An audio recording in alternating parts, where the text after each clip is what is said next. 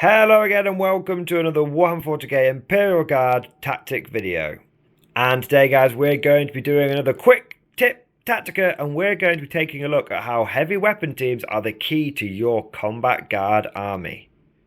Now I know what some of you are going to be thinking, heavy weapon teams, Mordy and Glory, why do I need those? If I'm going down a combat guard army, I need as many models as I can get, I need to be able to be pushing forward, I'm not going to have time to be shooting. Now that is very true, but what you're forgetting is that heavy weapon teams are really good for close combat, and we're going to take a look at why in a moment. Basically, it all comes down to engagement range. So firstly, let's take a look at a scenario that doesn't involve heavy weapon teams in your infantry squads.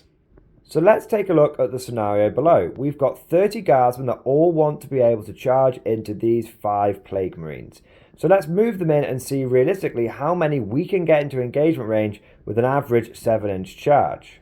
And we've only moved one squad in so far with that 7-inch charge, and as you can see, they've already taken up the majority of the frontage for that Plague Marine unit. That's going to make it really difficult to get the full weight of Squads 2 and Squads 3 into the fight as well. I mean, if we again go for that average of 7-inch charge distance, you can see that the first 2 guys of Squad 2 will be able to get in, and their compadres behind them, so that's those sort of 4 models.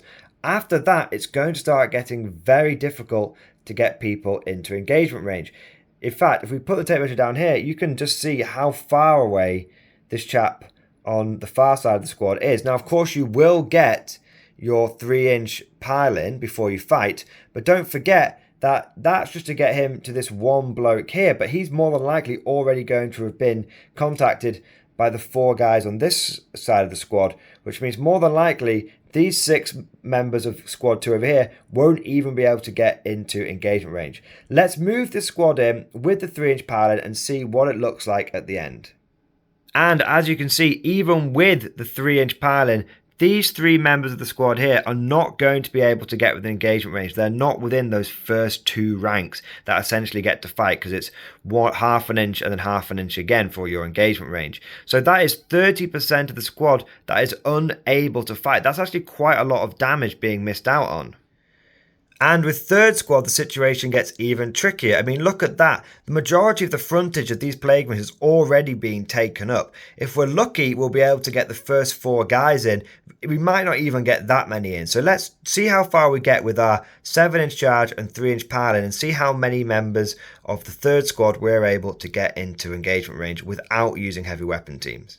So by using every single millimetre of movement and pile-in that I have got, I have been able to get another 7 blokes from 3rd squad in. But as you can see, that is another 30% of the unit not being utilised. Overall, out of these 30 guardsmen, there are 6 of them that are not able to fight. That is 20% of the overall men in this fight which are not able to swing. That is actually quite a big deal. That's a lot of damage you're leaving on the table.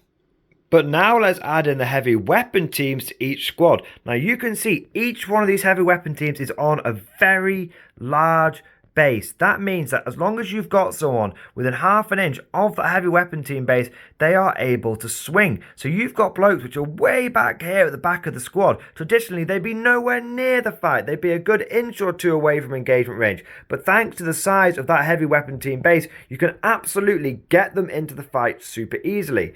So we've reset the scenario here. We've got our plague marines here 7 inches away. As you can see, if we were to get the guys at the far end of the squad in as well, they'd be well over that 7 inches, so they would be struggling to get in. But now let's move these squads in, and I'll show you how easy it is to get them all into engagement, every last man jack of them into engagement range, thanks to the size of those heavy weapon team bases.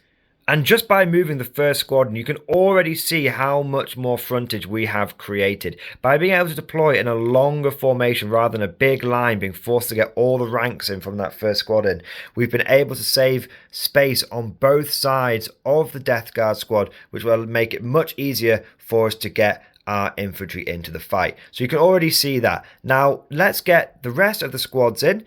As you can see, we are 7 inches away. And we are 7 inches away for the heavy weapon teams as well. So we'll move those guys in, and we'll see how easy it is to get everyone into engagement range thanks to the size of these heavy weapon team bases. And there we go. All 30 of these guardsmen are in engagement range. It might not look like it, but all 30 of them are in engagement range. Because think about it. This chap is in engagement range of this Plague Marine. And that means that all of these people are within half an inch of him. We've got people that are literally 2 or 3 inches away from the fight that are still able to swing thanks to the fact they are within half an inch of this big heavy weapon team base. I mean, look at the gap there. That guy's nowhere near engagement range, but actually he is because he's within half an inch of the heavy weapon team. Likewise over here, look at this. All of these guys way back here, 2 or 3 inches away from the fight, but they all get to swing because the heavy weapon team is within engagement range and they're all within half an inch of the heavy weapon team. It makes such a big difference. We have literally just upped all of the damage output from this combat by 20%. That is massive. And another benefit of taking these heavy weapon teams is by deploying in these longer, more squarish formations rather than taking them in the rectangular, long-fronted formations.